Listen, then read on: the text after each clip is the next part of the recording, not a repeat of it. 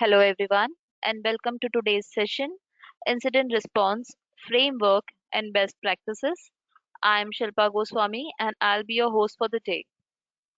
Before we get started, we would like to go over a few house rules. For our attendees, the session will be in listen only mode and will last for an hour, out of which the last 15 minutes will be dedicated to Q&A.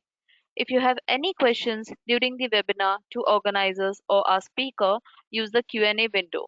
Also, if you face any audio video challenges, please check your internet connections or you may log out and log in again. An important announcement for our audiences. As a commitment to closing the cybersecurity workforce gap by creating multi-domain cyber technicians, AC Council pledges $3.5 million towards CCT education and certification scholarships to certify approximately 10,000 cyber professionals ready to contribute to the industry.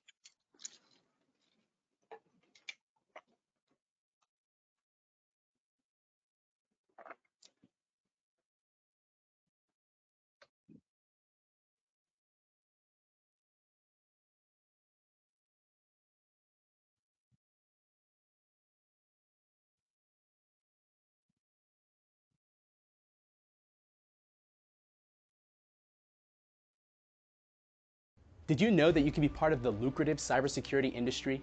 Even top companies like Google, Microsoft, Amazon, IBM, Facebook, and Dell all hire cybersecurity professionals. The cybersecurity industry has a 0% unemployment rate. The average salary for an entry-level cybersecurity job is about $100,000 per year in the United States. Furthermore, you don't need to know coding and learn from your home, and you get a scholarship to kickstart your career. Apply now. EC Council is pledging a $3.5 million CCT scholarship for cybersecurity career starters. Scan the QR code on the screen to apply for the scholarship. Fill out the form.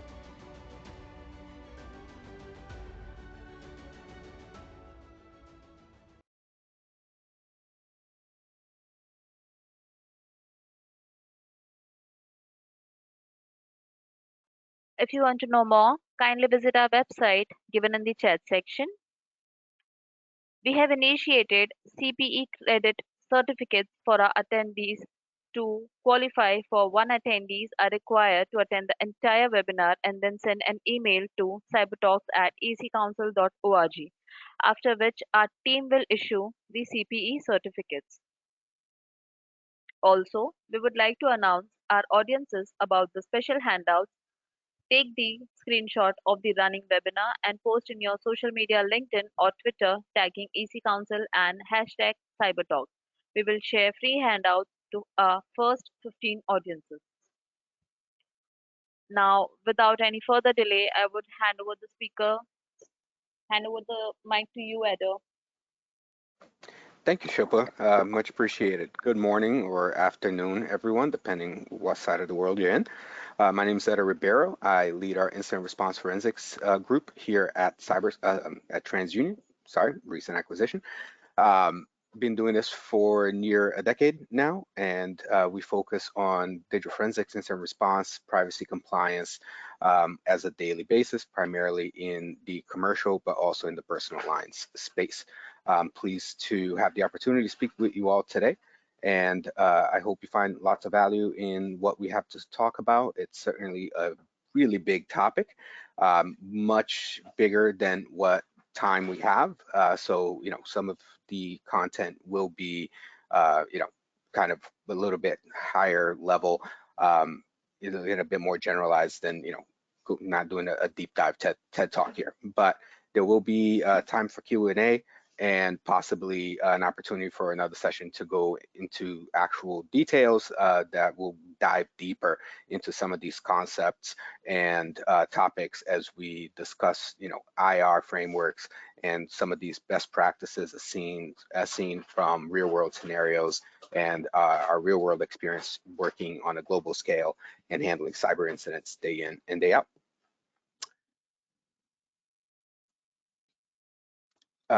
As I mentioned, this is, I've been practicing here at TransUnion for quite some time. I've also have had lots of leadership and experience time in my 16 years with the military. where we bring a variety of different skill sets together that I hope to be able to deliver to you today. So we want to talk about, let's get right into it and talk about incident response framework and best practices. All right. So at the highest level, frameworks are usually set by an agency or some sort of overarching body that has the proper authority to set necessarily a framework that most then in the industry would then follow. Cybersecurity or incident response, being so new, so forever changing and ephemeral in some ways, draws its frameworks from a multitude of places and not just one necessarily hub.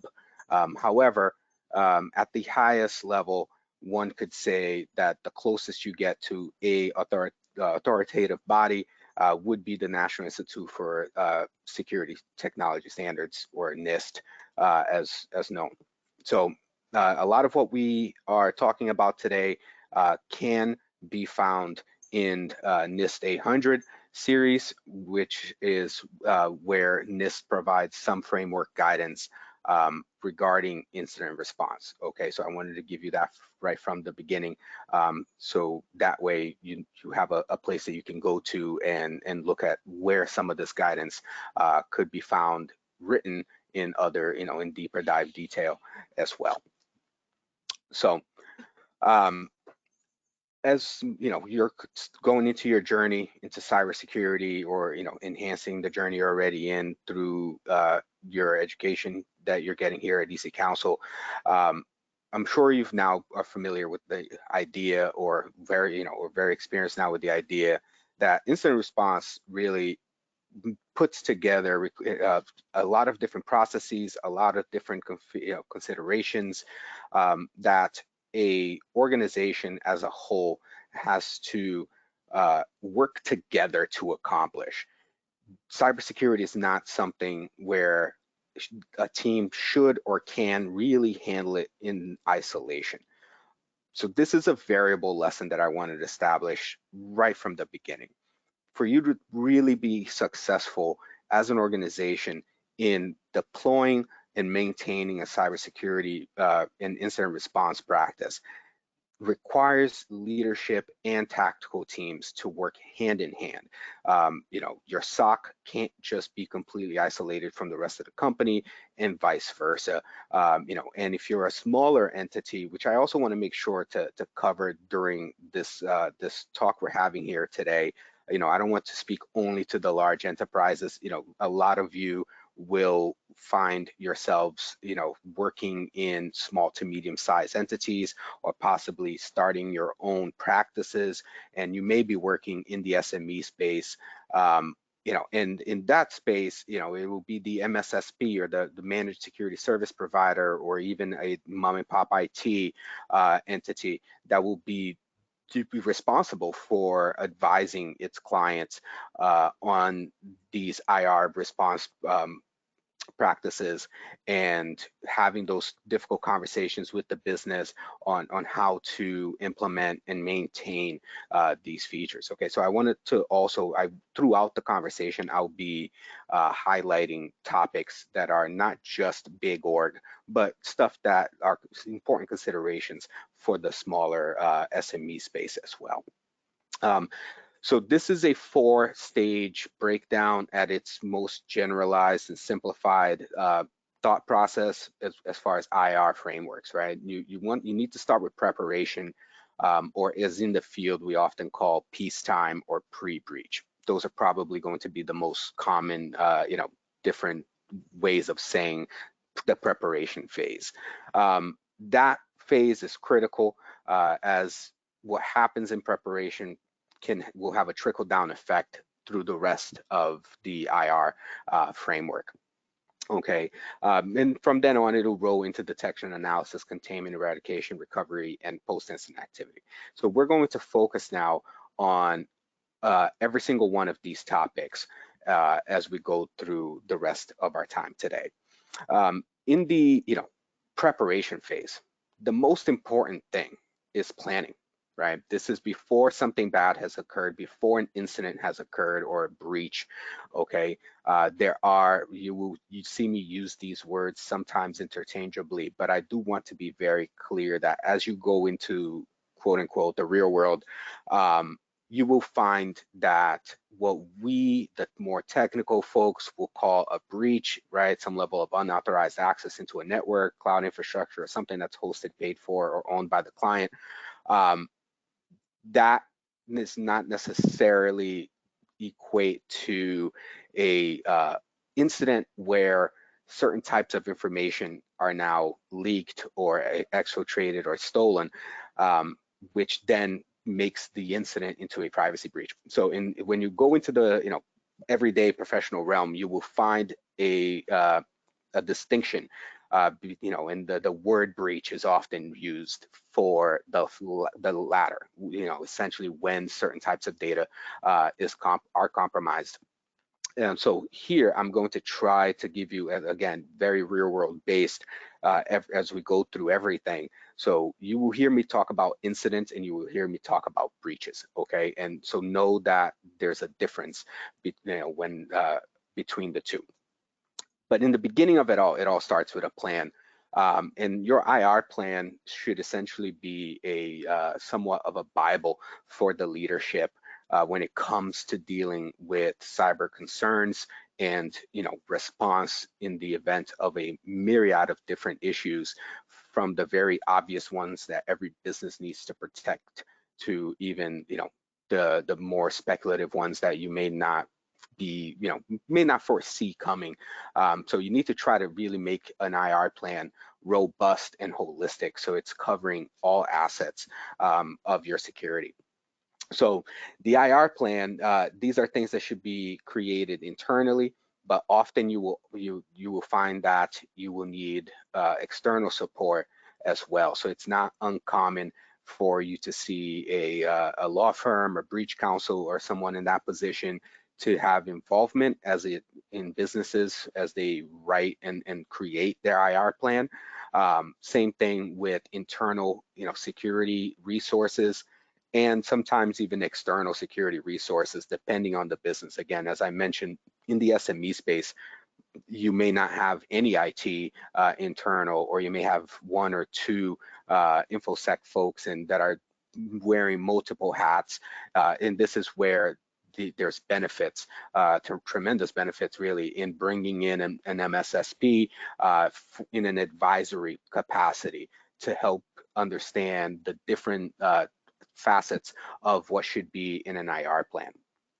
As you see in the drop down here, this is not exhaustive, but it's just really the biggest ticket items that you must cover in an IR response plan, okay? One of the things that we find in the real world, not only as we deal with incidents as they come in, right after they happen, or whether we're bringing in a client where the incident happened a few weeks ago or a month ago, or even a client that has now gone through the entire IR response cycle and they're looking to how to prevent that incident from happening in the future. One common thing that we see across the board, small or large organizations, is that IR plans often fail to properly detail and have information on the roles and responsibilities of the key staff who need to make decisions when the incident occurs. This is a critical part of an IR plan. It's very important to understand who at leadership calls the external support parties, whether that's legal counsel, whether that is an MSSP, or whether that is your cyber insurance, or whatever other insurance provider you may have, whether that is a physical security vendor, because perhaps some of your physical security now needs to have a bump up because some of your digital security that may be linked to it is now non-operative, depending on the attack. Off top of my head, thinking of like a ransomware scenario, for example, where it could possibly knock out your CCTV or something of that sort.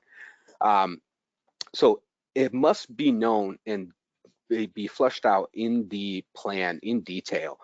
Who gets to make those calls? Who's responsible to make those calls? And also, very importantly, if those key leadership folks who are in charge with these roles, what if they're not around? So you need to think about secondary and potentially even tertiary levels of roles and responsibilities, okay? It's not uncommon, I'm sure you've all heard, that threat actors, aggressively target organizations during long weekends, during holidays, so that whole season is an extra heightened level of security to organizations. But part of the reason why threat actors target during off hours is because it allows them to often, have more time on target to do what they need to do. And it's a delayed response because leadership may not all be at the ready. So with that being said, you want to ensure that, if your CFO is in charge of calling the insurance company and getting specific vendors on board, or starting a claim process that may take several days, but it's very critical to how the business will have funds to respond to the incident. What if that person's on vacation and somewhere where they don't have cell phone service, right? Like, you need to have an idea of who else will get triggered, even if it's 2 o'clock in the morning, to pick up that phone. Okay, so I can't overemphasize how critical it really is to have roles and responsibilities dialed in and detailed in your response plan, as they are really going to drive the effectiveness, how well everything else happens. Okay. So that's the big takeaway here. If you are ever involved in creating or editing and buffing up an incident response plan for whatever organization you find yourselves in, don't skip or spend little time in where you assign roles and responsibilities. And you should cater these responsibilities and these roles to known skill sets of those individuals, right? So you don't want to give the CFO the duty to, deal with your external IR directors, where they might be talking a lot of technical stuff, and they have, and they're basically talking a different language than the financial officer, right? That's perhaps maybe something for your director of IT or your CISO, to deal with. So use common sense as roles and responsibilities are assigned. Following that, your standard operating procedures, or SOPs, are going to be the next big ticket item that you want to cover in an IR plan. Now these procedures have to cover essentially everything, which makes it, a huge part of the plan. And in concept, it's almost, it almost eats up the whole plan. So these SOPs have to cover what are, in detail. If you have external parties that are part of your engagement, who do you call? When do you call? What is available to you, right? Perhaps some of your vendors are 24/7, 365 or 363. Some vendors or some other parties may provide less support. If you find a party that's providing you 363 or 362, some level of like almost 24/7, well, if the incident happens during those few days where there's a service disruption, what then? So you need to cover all these things. You also need to cover in your SOPs timelines. Set expectations is a big important thing to have in your procedures. If you have, set your expectations perhaps on critical level, almost from a, I don't know exactly, the level of technicality that a lot of you have already, but almost like a vulnerability management scenario where you're looking at critical, high, moderate, low level of concern. That should apply here, right? And so throughout your SOPs, you should have different scenarios, different actions that cover what if a critical stops the business, brings everything to a halt event happens. Now, in the same type of event, how, from a technical perspective, say you have a ransomware situation, well, okay, what are the things that must happen right now if we are hit with ransomware and everything's encrypted and we're completely halted?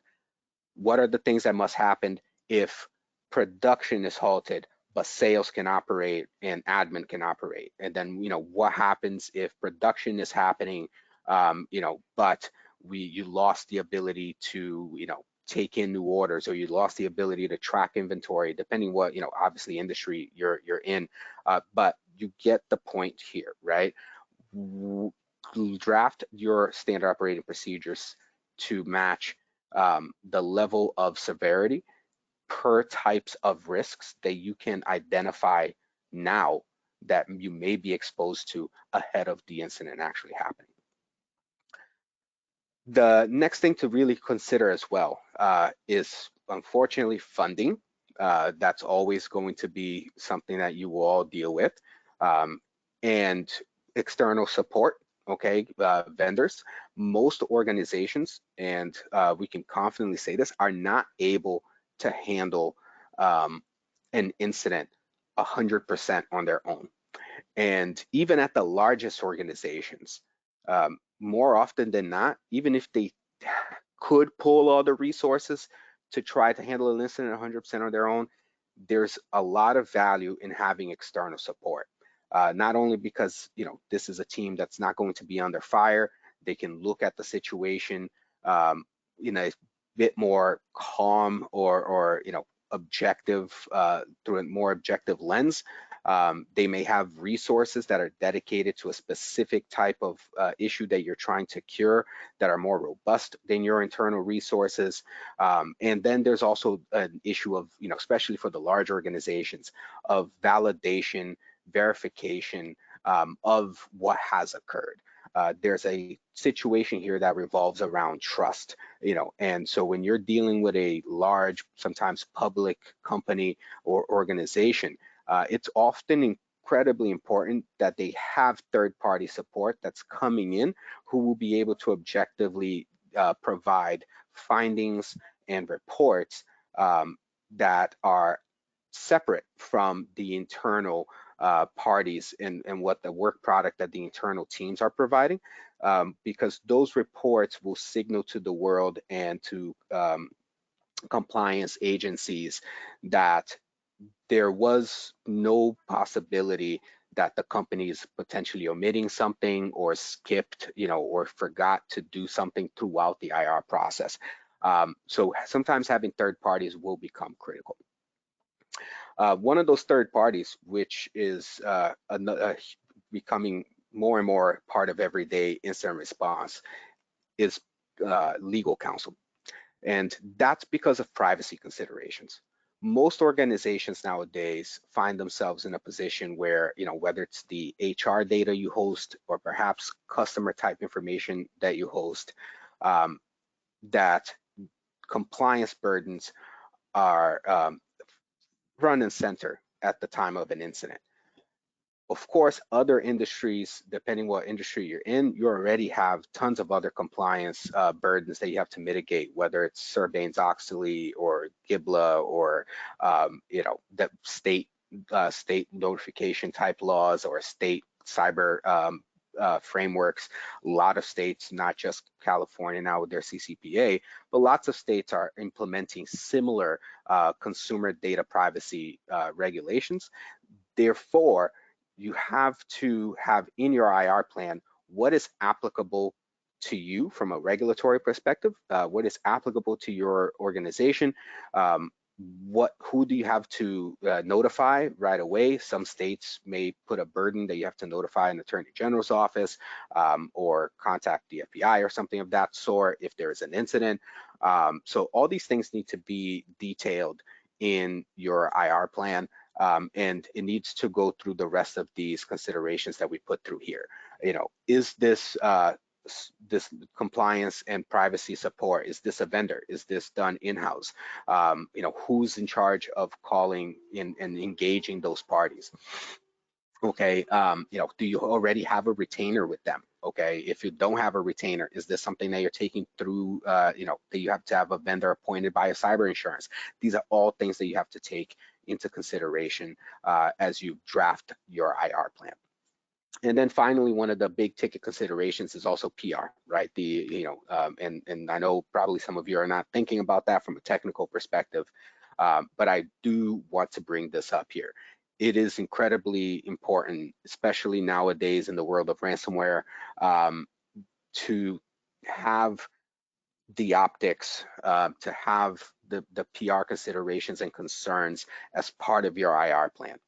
Unfortunately, as of what I'd like to call ransomware 3.0, this trend really started around 2021, where ransomware threat actors not only normally exfiltrate some data prior to the encryption event, and of course they hold you hostage for for funds in order to provide a decryption to, but they also make a promise to not leak your data. And well, if you're not looking to pay a ransom, which hopefully you won't have to, one of the things that will eventually happen is that, well, they will leak whatever data they received.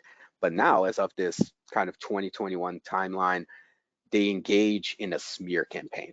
And we see this every single day. We have clients that are dealing with this right now as we speak, where threat actors are sending the victim essentially a third threat of, well, not only did we encrypt your data, not only are we going to leak your data, but if you don't pay us, we are going to send this detailed email smearing your security and telling your clients and vendors and trusted parties, how we, got into your network, how we, took data, and essentially make you look really bad to important parties that you deal with on a regular basis. So the PR is now very important to cover in your IR plan, because it can have a material impact in not just, of course, not as much in the right then and there as you're trying to get your systems back up and running, but it can have a material impact towards the end of the incident response lifecycle, when you're looking to finally get away from the incident and go back to some to a new normal. You want to make sure that your clientele didn't run away, or that you didn't cause harm to your to the value of your organization. So all these things have to be part of your IR plan, which really, if anything you take away from this preparation phase, is that it needs to have a holistic view, and it needs to have basically every sect of the organization and leadership involved in making these decisions. So you're covering down on all these different topics, prior to something actually happening, so you can stick to it and be effective, in taking action when an incident does occur. Moving on to detection and analysis. This is the beginning of what I call a cyclical part of IR response. Okay, and the reason that this is happening, the reason we say that this is cyclical is because ideally, detection analysis will happen simultaneously with containment eradication, and even with recovery. Now, of course, recovery will happen, a little bit after, depending on the severity of the incident, but the detection analysis really walks hand in hand with the containment piece and the eradication piece. Okay, so these specific parts of the IR response are going to happen same day, same hour, you name it, okay? So when you're talking about and thinking about detection and analysis, one of the things to identify, and this is going to be industry dependent, this is going to be size of organization dependent, especially the latter one, is, okay, what do you have at your availability to detect and to analyze an incident? Well, do you have a security operations center? Do you have a SOC? Internal support, where, if so, how big is the support? Do you have the ability to take assets and make special teams with your SOC, folks that only deal with an incident, while you have other folks keeping, user related, issues rolling, and keeping your your ticketing process going through? Or is this something that now all hands on deck have to deal with an incident? Depending on which scenario your organization finds yourselves in, do you need external support? Or are you a larger org where, for the reasons I previously mentioned, you want to bring in external support no matter what? And if that's the case, how fast can you trigger those folks? What kind of resources do they have available to you? How do they complement what you already have internally to raise the efficacy of the detection, and the eradication of the threat, essentially to reach what we call containment, right? Which is really just, the concept of, did we push out the bad guy? Are we confident that the environment is now safe to either have recovery occur, and for us to be able to understand the rest of the incident and move on. Okay. One of the things, once you establish, as part of your framework, what resources you have that you can launch at detection of an incident, is you need to understand, well, what are the weak points in our environment, right? But what are the attack vectors where a threat actor can come in through, right? So what are the doors? What cloud resources we have? Is there an attack there that we are possibly exposed to? What locally hosted resources do we have?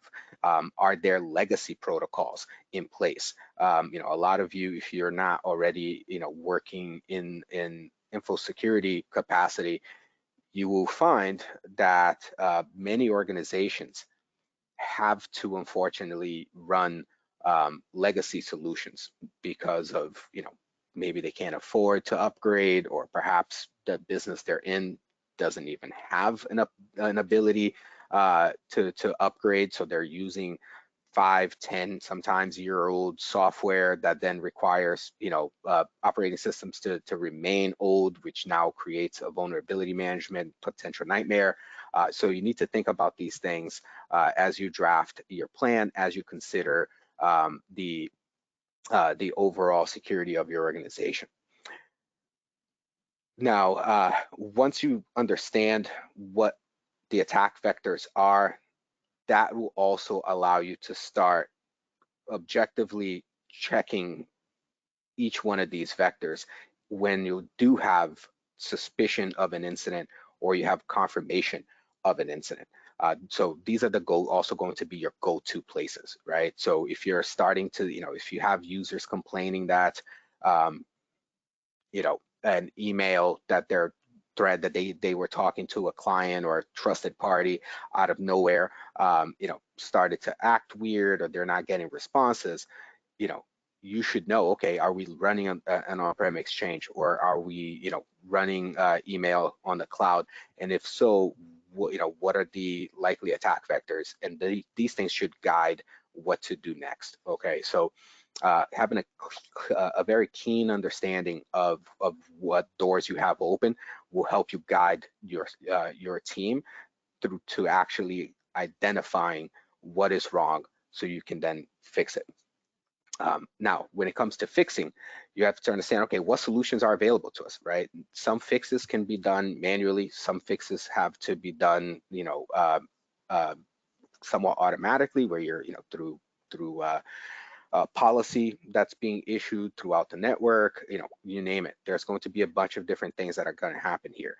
Are some of these solutions things that your team are going to do internally? Are some of these detection or containment type solutions something that you are dependent on external teams? These are all considerations that you have to have here, because you're more likely than not going to have both happening at the same time.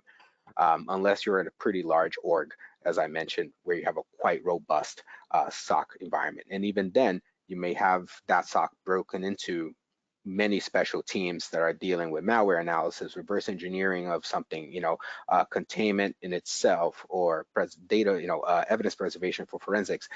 All that kind of thing, all those kinds of things should be happening at the same time. So if you have a big enough team, you need to understand who has the solution to each chunk of the problem. Okay, and because you have so many moving parts that are happening while you're trying to identify the problem and start the analysis portion, you have to maintain communications clear horizontally. Okay, so you cannot keep folks in the dark. Is really a big important part here. One of the things that we see every day that are incredibly harmful to how efficient an organization is in responding to an incident is that finance may not know what's going on, and now because InfoSec is not talking to them every day throughout the incident, there's not this cohesive relationship that was already done prior to the incident. And now, you find yourself in a position where you have to, pay more hours than you anticipated to that external provider, or you just blew your cyber insurance policy limit, so now you have to pay out of pocket beyond a deductible. So now that means you're going to start incurring costs heavily, very quickly. These are decisions that, your director of InfoSec or your CISO may not be in a position to make unilaterally. So it's very critical, again, that there's a dissemination of information that's happening across your business to all key individuals who are in a position to make decisions for the business. That way you can maintain clear lines of communications. In the real world, when an incident is happening, especially when it's something a bit more catastrophic that's really impacting your ability to conduct your day-to-day operations.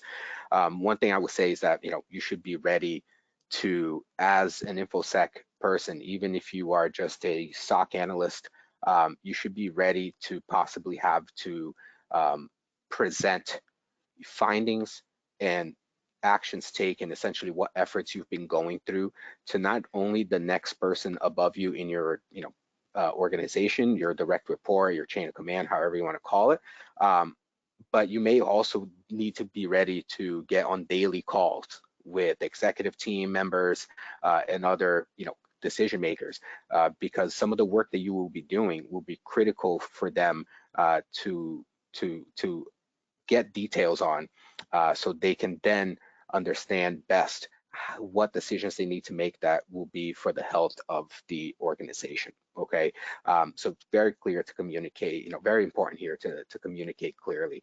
And you will find that this communication in the beginning of an incident will be almost constant, where you may be speaking to your direct folks right above you every hour, every few half hour or whatever. It could be that hectic. And as you go through the incident, the dissemination will relax a little bit, and your calls may become daily about that incident. Eventually those calls will become every few days or something of that sort, until the incident's completely resolved and everyone kind of goes back to their everyday scenario, roles and work. Okay, so expect that in the real world. I know a lot of times guidance makes it look like it's static, but it really is not. And then containment, eradication, recovery, right? This is the, in the weeds. This is when it happens. This is the stuff that you, as the InfoSec team, will be primarily in charge of. So you have to be knowledgeable on this topic. You have to be able to speak on very intelligibly on this topic. And most importantly, you have to also be able to take what will be very, what I like to call ones and zeros talk, very technical concepts and technical topics, and you have to be able to dilute that to a more generalized understanding, because you need to remember that a lot of the decision makers in your organization are not technical people. So for a lot of you, you're probably looking at some of the stuff, some of the content on the slide and thinking, okay, I understand this, right? But can you think of what CFO or CEO, unless you're in a tech company, knows where EDR, endpoint detection response, or network detection response, or NDR technologies are? Unlikely, right? We certainly don't come across a lot of senior leadership who's familiar with some of this stuff. So one big piece of advice to you here is, as you learn about these considerations about cyber in general, start thinking about, how will I explain this at the kitchen table? How do I explain this to people who do not live in this world? That's going to be like an imperative skill set that will, if you can master that, I guarantee you it will be a huge advantage in your career going forward. We are often praised here at TU because myself and my team focus very deeply in that particular skill set, and we're able to inform our clients and our stakeholders about technical and privacy-based concepts that are very complex, but we can talk to them about it in their language, and it makes the entire experience better.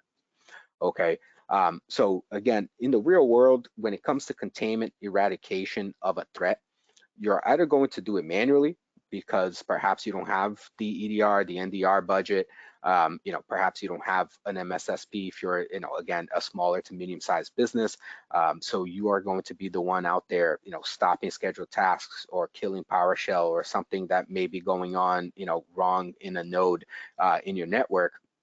But some of you, and hopefully most of you, will have available at your disposal endpoint detection type technologies. There's a lot of them out in the market. I'm sure you heard a lot of the names, but you see the common ones: the Carbon Black, the SentinelOne, the CrowdStrike, Falcon type apparatuses.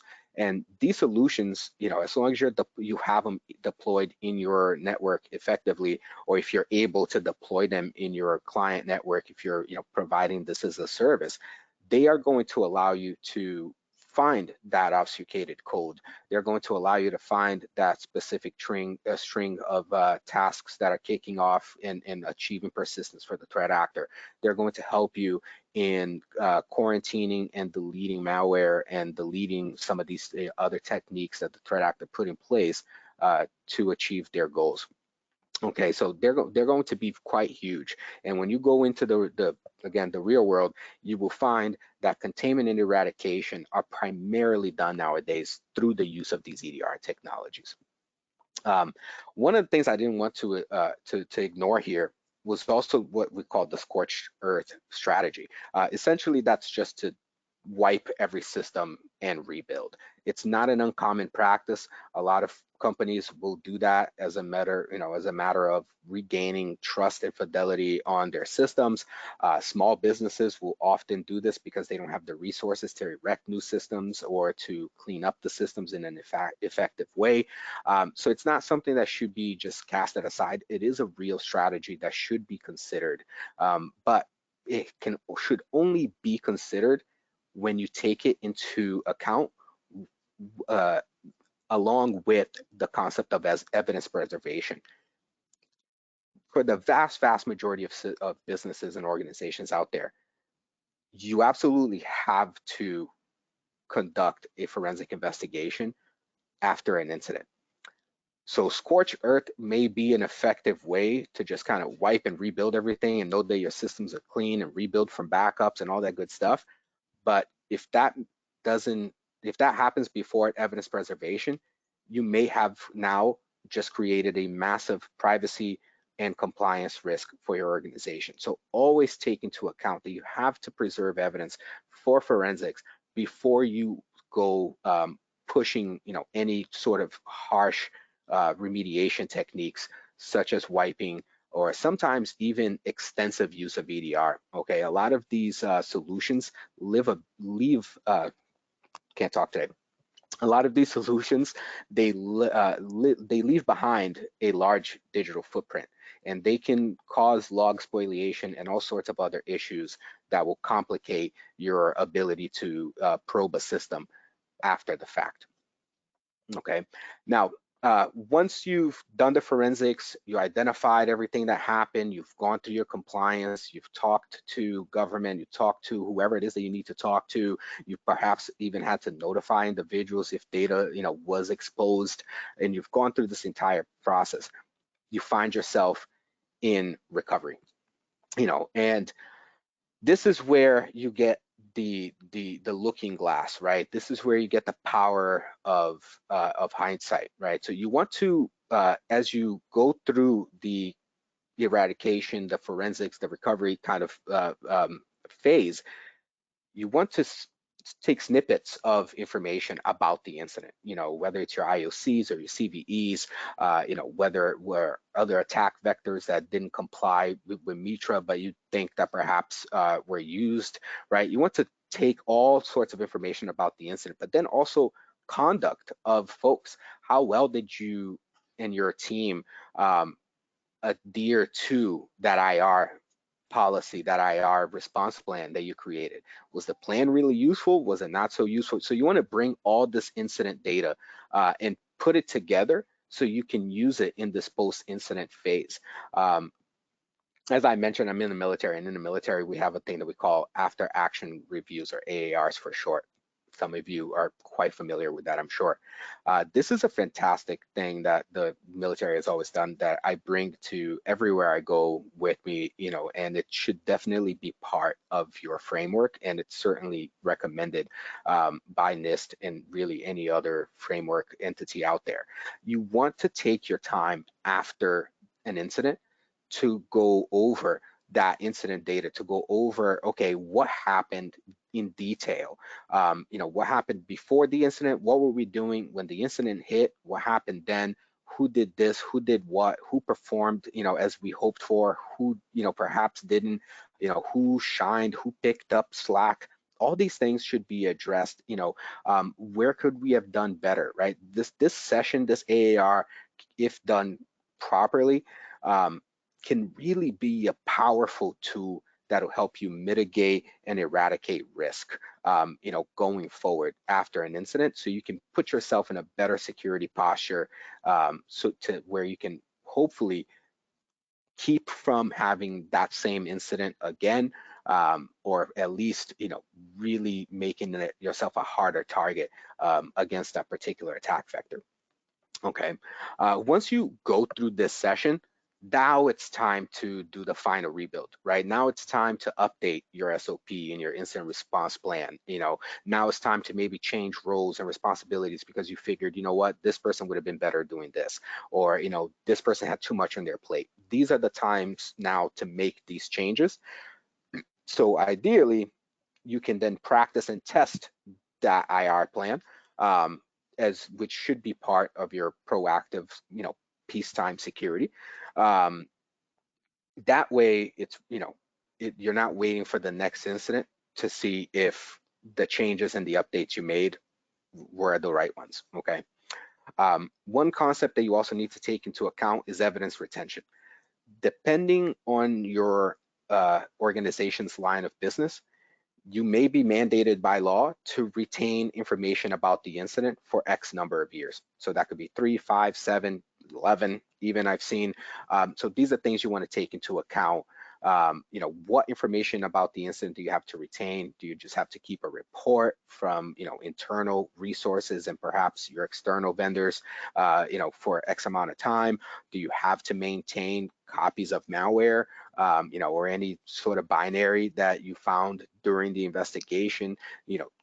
What do you have to keep? How long do you have to keep it? And where should you keep that information? All things you need to put into consideration here, okay? That are integral parts of the recovery phase.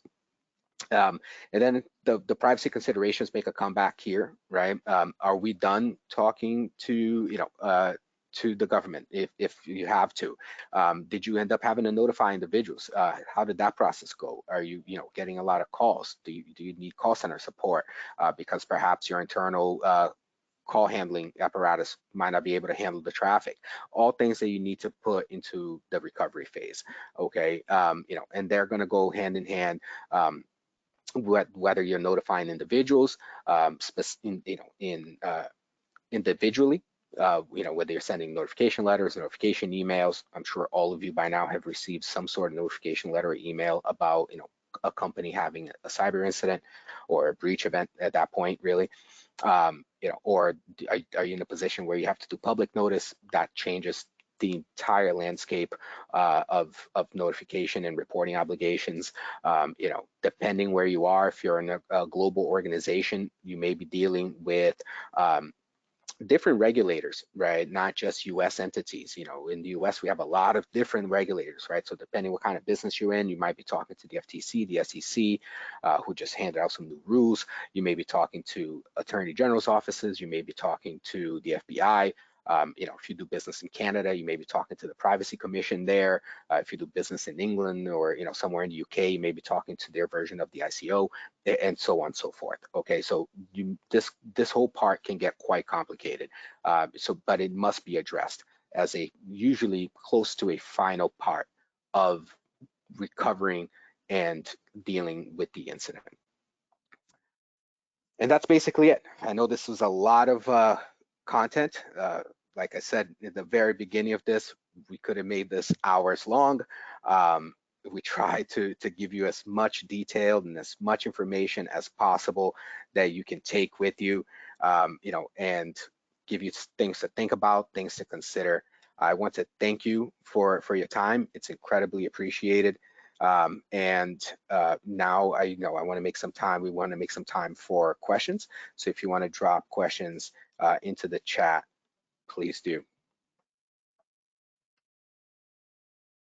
Thank you so much, Ada, for such an insightful and informative session. That was really a very interesting webinar, and we hope it was worth your time too. Now, before we begin with the Q&A, I would like to inform all the attendees that this session is in sync with EC Council certification ECIH. Guys, we have launched new features and components of ECIH program recently, which have different features. I'm posting the link in the chat section.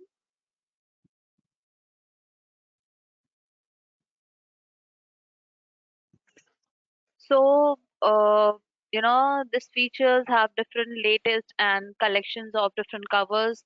It has programs, it has 9 stages of incident handling and response and processes. Also, they have lab-driven skill development with ECIH. They have a lot of key advantages. They have career opportunities with them, and then they also have accreditation, recognition, and endorsement. So kindly go through this link.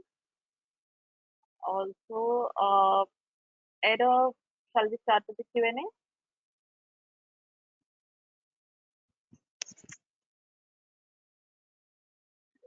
So our first question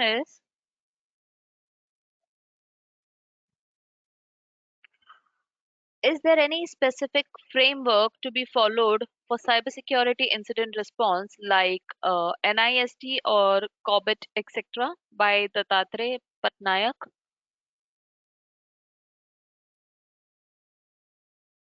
By the what? I missed the little bit at the end there, and I don't see it in the chat. I'll repeat the question once Thank you. again. Yeah. Is there any specific framework to be followed for cybersecurity incident response like NIST or COPIT, etc.? Yes. Yes, NIST 800.62, if I remember correctly, is the specific incident response framework set out by NIST. ISO has a few frameworks as well that relate to cybersecurity. Again, as I mentioned, there's not one framework that you stick to. Cybersecurity is really now part of everything. So you're going to find requirements and that are going to be dependent on your industry, and you're going to find it in many different, bodies of regulation as well. Okay, so while NIST 800 is a great beginning place to look at how to deal with with an incident, how to have incident response, you will also find considerations and controls that you may have to deploy in your organization if, say, you are SOX compliant, or if you have to adhere to PCI DSS, or any other one of these kind of big organizational compliance metrics. If you're a publicly traded entity, for example, the SEC just rolled out new guidance about I want to say a week and a half, 2 weeks ago, that it went live regarding of an incident to the SEC. So and it was pretty big change, right? So that has to go as part of your framework. That you have to build a custom one that will address what your needs are for your organization. So unfortunately, I wish I could tell you that there's a silver bullet here. There's this, just go look at NIST 800 and you're good. But the reality is you need to piece together a framework that makes the most sense for your organization.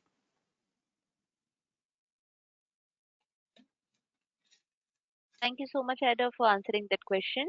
Our next question is, Is there a recommended percentage or value to set aside for the PR?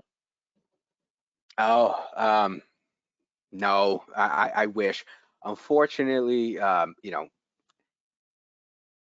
there isn't a recommended or a specific. That's really going to be, I think, industry dependent. And this is where bringing in the different uh, key leaders in your IR plan build are going to be critical. And we didn't have much time to talk about this. I alluded to this point throughout the presentation, which I briefly talked about testing your IR policy. That's a very important thing. Just like you need to test and validate backups periodically to make sure that your data is actually good wherever you have stored, you need to test your plan. That's normally done through what's often called a tabletop exercise, where you basically take the leadership through the IR through different scenarios, and then they have to kind of respond based on the IR plan or with their knowledge of the plan. This is where you're going to identify some of these budgetary concerns, especially when it comes to things like PR. Depending on your industry, PR could be something as simple as you draft a letter, and you email that letter to a bunch of clients, or your clients. But then of the same token, you may be in an industry where PR requires you to talk to newspapers, requires you to, kind of own the story and of the incident yourself. Especially nowadays in the ransomware world, there's a lot of power in making sure that, depending on the industry, you're getting publication out there. You're getting stuff onto the web yourself that tells about the incident on your terms, because the threat actor may start leaking information themselves, and it's going to come in their verbiage, in their terms. And I can tell you right now, they won't be friendly to your organization. So to us, again, wish that it was a specific thing, but there isn't. Thank you, Ada, for answering that question. Our next question is, what exactly is AARS in post-incident recovery? Okay, so AAR, as I mentioned, is essentially an after-action review, right? So it's a meeting of the decision makers and the participants that had key roles in the event. That happens after the event, and you go over everything that was done, the good, the bad, the ugly. What can we improve? What we did well? What do we need to? What we did mediocre, and how do we? What are the immediate solutions to these issues that will have value to the organization in the future going forward and dealing with subsequent incidents. Thank you, Ada, for answering that question. Our next question is there a basic SOP for IR and then develop on? And also, it was a great talk. Thanks, Ada. And like his question is, what's the difference between IR and tabletop exercises? Okay, let me try to, there's a lot there. Is there, an SOP for the IR plan? Yeah, there's a lot of them out there. Is there one specific guiding one? No. Again, in order for you to create an effective plan, the best plan for your organization, that plan has to be bespoke. It has to fit your unique needs. Now, I'm sure that there nowadays a lot of companies like ourselves and others out there, they help organizations create IR plans. Like I said, a lot of law firms have involvement in this scenario. So you can certainly find a template that may be applicable to organizations in your field of practice. But once you identify kind of a base, it's not good enough to just take that and say, all right, this is our plan. You need to go through it and add the unique factors of your business and how you do things to that plan, because it likely will be needed to bring all these unique aspects of your business to making the plan actually effective. Otherwise, when you have an incident, if the plan's too generic, it'll have all these great concepts, but no one will actually know what to do, especially the key decision makers up top. I think that addresses part of the question, Shilpa. Can you give me the last like sentence or two there, just so I can address that as well? Yeah, one second. Uh, I believe it was a he's difference between. Yeah, it's like difference between IR and tabletop exercises. Oh, okay. So an instant response exercise is normally something similar to, red team, blue team activity, okay, war games, where, at the tactical level, right, where it's more of a penetration test type situation, right? So you may be doing this internally, and this is going to have a wide varying like array of activities, right? So IR, IR exercise could be a phishing simulation. So you're sending out, unauthenticated or authenticated phishing attempts to your staff, to see how they're responding. It could be a full-blown penetration test that may include that, but they may actually include hammering at ports and attacking different vectors within your infrastructure. Where a tabletop is one, never destructive, unlike a authenticated penetration test, which can actually have impact in your production line, which is often why it's recommended you do it on a you have backups before that. But anyhow, a tabletop is focused at leadership. Okay, so SOC operators are not going to be included in a tabletop. Only the key decision makers are involved in tabletop exercises. So it is a type of war games, but it's a war games where only usually the key decision makers, the people who are outlined in those IR plans, who are in charge of calling so-and-so and triggering this vendor and getting these other people involved, or the finances and all of that, those are the people who are going to go through the simulation. And the whole focus is, to identify how well versed these folks are in your IR plan. And when they refer back to the plan, does the actual plan mitigate the issues effectively? And if, so the goal is to identify where you come up short in the, the quality of your plan, how well your plan covers a wide variety of scenarios of incidents, and how well prepared is your leadership to handle a real life incident effectively. So those are the distinctions there. Thank you, Ada, for answering that question. We'll take last question for the day. What is the best tool for incident response if ever a company is under attack via ransomware? Okay, so best tool for incident response for companies attacked by ransomware. Competency, clear-mindedness, patience, diligence. And in reality, those are the true things that are going to be the best tools. Okay, there's a lot of software out there, and none of them, and a lot of them are not any better than the others. Okay, the best software for you is going to be the software that, one, you know how to use really well, two, you can afford, of course, and three, actually help you eradicate an issue or helps you accomplish your goal, whatever that goal is, right? I can't tell you what's better between Sentinel-1 and Carbon Black. Essentially, they do the same thing, right?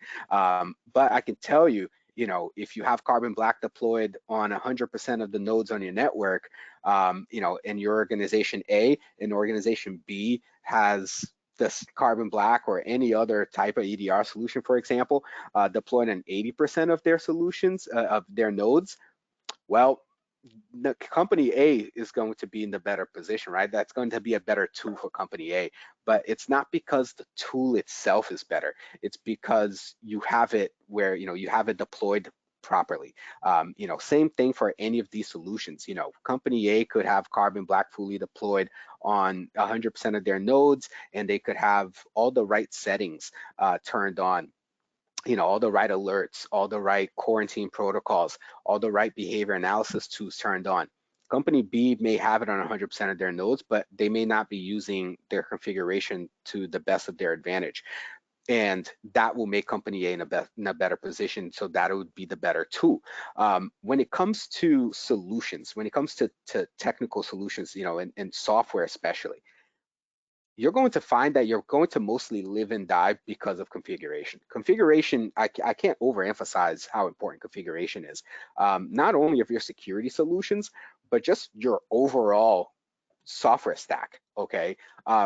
It is incredibly common that incidents and breaches happen because someone misconfigured something. It's especially in the small to medium sized business, it's incredibly common that we get a call and we go respond to say a ransomware event, and the person, the external mom and pop IT company that set up that server for that small business, did default settings for remote connectivity or something like that, right? And now you have RDP open on port 3389, kind of standard, default stuff, no gateway, blah, blah, blah. Just like really a default configuration where you're not utilizing proper configuration of the security features.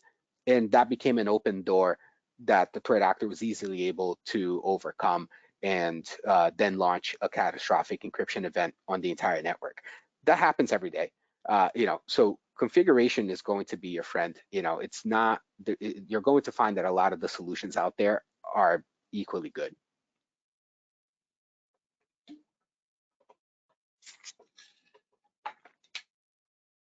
Thank you so much, Eder. Thank you again to our wonderful speaker for answering those questions and for the great presentation and knowledge shared with our global audiences.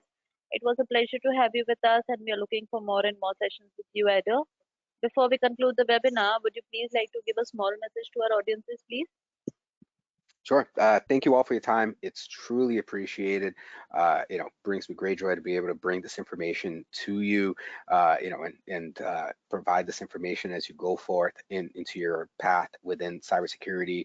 I look forward to future sessions, and I'll be happy to field more questions in the future. Also, feel free to reach out to us and myself on LinkedIn. We can address some questions there, and we can have some conversations there as well. And I hope you all have, best of luck in your endeavors and in your careers as you go forward. Thank you. Thank you, Eder, for this beautiful message. Before we end the session, I would like to announce a new CyberTalk session, Bad, Good, and Best Password Practices Preventing Dictionary-Based Attacks, which is scheduled on October 26, 2023. This session is an expert presentation by Sergey, security expert. To register for this session, please do go and visit our website www.eccu.edu/cybertalks. The link is given in the chat section. Hope to see you all on October 26th. With this, we end the session. You may now disconnect your line. Thank you. Thank you so much, Eder. Pleasure having you. Thank you all. Have a great day. Have a great day.